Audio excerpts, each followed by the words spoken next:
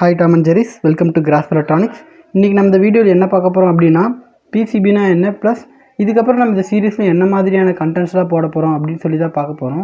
இந்த வீடியோ உங்களுக்கு பிடிச்சிருந்தா நம்ம சேனலுக்கு லைக் பண்ணுங்க, ஷேர் பண்ணுங்க and subscribe பண்ணுங்க. வாங்க வீடியோக்குள்ள போலாம்.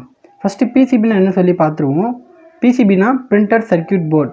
காப்பர் போர்டு எடுத்துப்போம். இந்த சாஃப்ட்வேர்ல டிசைன் பண்ணி ஒரு மெஷின்ல கொடுத்து பிரிண்ட் பண்ணிடுவோம் அந்த காப்பர் போர்டு மேல. அதுக்கு அப்புறம் நமக்கு தேவையான இடத்து மட்டும் அந்த காப்பர் ட்ரேஸை வச்சு ஒரு காம்பனண்ட்டும் இன்னொரு காம்பனண்ட்டும் கனெக்ட் பண்ணுவோம். அது எப்படின்னு பார்த்தீங்கன்னா எட்ச் பண்ணுவோம். ஒரு கெமிக்கல் கொடுத்து நமக்கு தேவையான இடத்த மட்டும் வச்சுட்டு தேவையில்லாத இடத்தெல்லாம் எடுத்துருவோம். அப்புறம் என்னென்ன மாதிரியான கான்செப்ட்ஸ்லாம் நம்ம இந்த சீரீஸில் போட போகிறோம் அப்படின்னு சொல்லி பார்த்தோம்னா ஃபஸ்ட்டு ஒரு ப்ராஜெக்ட் எப்படி க்ரியேட் பண்ணுறதுன்னு சொல்லி பார்ப்போம். அடுத்து எப்படி ஒரு காம்பனண்ட்ஸ் எல்லாம் வந்து ஸ்கிமேட்டிக்ஸு கொண்டு வரது அப்படின்னு சொல்லி பார்ப்போம். அதாவது பேசிக்காக ரெசிஸ்டர், கெப்பாசிட்டர் இதெல்லாமே Altium 20லே இருக்கும். நம்ம எதுவும் தேவை வெளியே எடுக்கணுன்ற அவசியம் இல்லை. அதுக்கப்புறம் எப்படி ஒரு இப்போ காம்பவுண்ட்ஸ் எல்லாம் ஸ்கிமேட்டிக் எடுத்துகிட்டு வந்துட்டு அப்புறம் எப்படி அதெல்லாம் கனெக்ட் பண்ணி ஒரு சர்க்யூட் டயக்ராம் மாற்றுறதுன்னு சொல்லி பார்ப்போம்.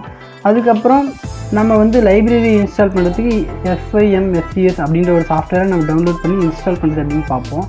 அதுக்கப்புறம் அந்த காம்பனண்ட்ஸ்லாம் டவுன்லோட் பண்ணு பார்த்தீங்களா, அது எங்கே டவுன்லோட் பண்ணுவோம்னு பார்த்தீங்கன்னா காம்பனண்ட் சர்ச் இன்ஜின் அப்படின்ற ஒரு வெப்சைட்டில் டவுன்லோட் பண்ணிப்போம். ஏன்னா அந்த இடத்துல தான் ஸ்டாண்டர்டாக 2D 3D மாடல் எல்லாமே அதுக்கு இருக்கும். அப்புறம் எப்படி ஒரு லைப்ரரியை வந்து இம்போர்ட் பண்ணுறது அப்படின்னு சொல்லி பார்ப்போம். அப்புறம் எப்படி வந்து காம்பனண்ட்ஸ்க்கெல்லாம் பேர் கொடுக்கறது, அதாவது டெக்னிக்கலாக அன்னோட்டேஷன் சொல்லுவாங்க பார்க்கலாம். அப்புறம் எப்படி ஒரு ஸ்கிமேட்டிக்ஸை வந்து PCBயை அப்டேட் பண்ணுறது அப்படின்னு சொல்லி பார்ப்போம். அடுத்து அந்த PCBயோட சைஸு ஷேப்பையும் நம்ம எப்படி மாற்றுறது அப்படின்னு சொல்லி பார்ப்போம். அடுத்து எப்படி PCBயில் காம்பனண்ட்ஸை ப்ளேஸ் பண்ணுறது அப்படின்னு சொல்லி பார்ப்போம். அப்புறமா எப்படி ஒரு அந்த காம்பனண்ட்ஸ் வச்ச காம்பனண்ட்ஸ்லாம் எப்படி ரவுட் பண்ணுறது, அதாவது PCBலேருந்து கனெக்ட் பண்ணும் ஒயர்ஸ் நம்ம சொன்ன மாதிரி அந்த ட்ரேஸ் காப்பர் ட்ரேஸ், அந்த காப்பர் ட்ரேஸ் எப்படியெல்லாம் போகணும் அப்படின்னு சொல்லி இந்த ரவுட்டிங்கில் தான் பண்ணுவோம்.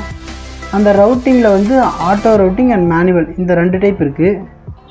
இந்த 2 டைப்பு நான் எப்படி பண்ணணும்னு சொல்லித்தரேன். அதே மாதிரி முன்னே இம்போர்ட் பண்ணோம் பார்த்தீங்களா லைப்ரரியை, இந்த லைப்ரரியை வந்து 2 விதமாகவும் இம்போர்ட் பண்ணலாம். அதாவது வந்து டிஃபால்ட்டாக Altium 20லே இருக்கிறதையும் இம்போர்ட் பண்ணலாம். பட் ஆனால் அது டைம் கொஞ்சம் ரொம்ப நிறைய எடுக்கும். இந்த சாஃப்ட்வேரில் பண்ணால் ஈஸியாக இருக்கும். உங்களுக்கு அந்த 2 வீடியோவுமே அந்த டிஃப்ரென்ஷியேஷன் வேணும் அப்படின்னு சொன்னிங்கன்னா, அந்த வீடியோ வேணும்னு சொன்னிங்கன்னா அந்த கமெண்ட் பாக்ஸில் கமெண்ட் பண்ணுங்கள், கண்டிப்பாக அந்த வீடியோ போடுறேன். அடுத்து பார்த்திங்கன்னா எப்படி PCBயை வந்து 3Dயாக மாற்றுறது அப்படின்னு சொல்லி பார்ப்போம். அடுத்து டிசைன் ரூல் செக் பற்றி பார்ப்போம். டிசைன் ரூல் செக்னால் ஒன்றும் இல்லை, அந்த சர்க்யூட்டில் ஷார்ட் சர்க்யூட் ஆகிருக்கா இல்லை எங்கேயாச்சும் நம்ம ரவுட் பண்ணாமல் விட்டுருக்கோமா அந்த மாதிரியான ரூல் இருக்குல்ல, அதுக்குன்னு தனியாக ஒரு செட் ஆஃப் ரூல்ஸ் இருக்குது. அந்த ரூல்ஸ் எல்லாம் ஃபாலோ ஆகிருக்கா அப்படின்னு சொல்லி செக் பண்ணணும்.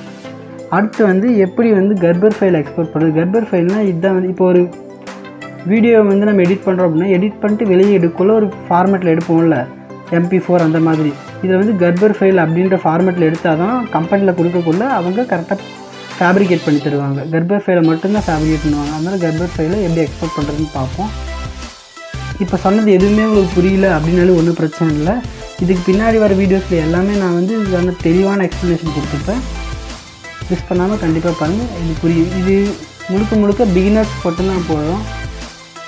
அட்வான்ஸ்டு லெவல்னால் இதுக்கப்புறம் நான் பண்ணி போடுவேன். அது வேணும்னாலும் கமெண்ட் பாக்ஸில் கமெண்ட் பண்ணுங்கள், கண்டிப்பாக போடுவேன்.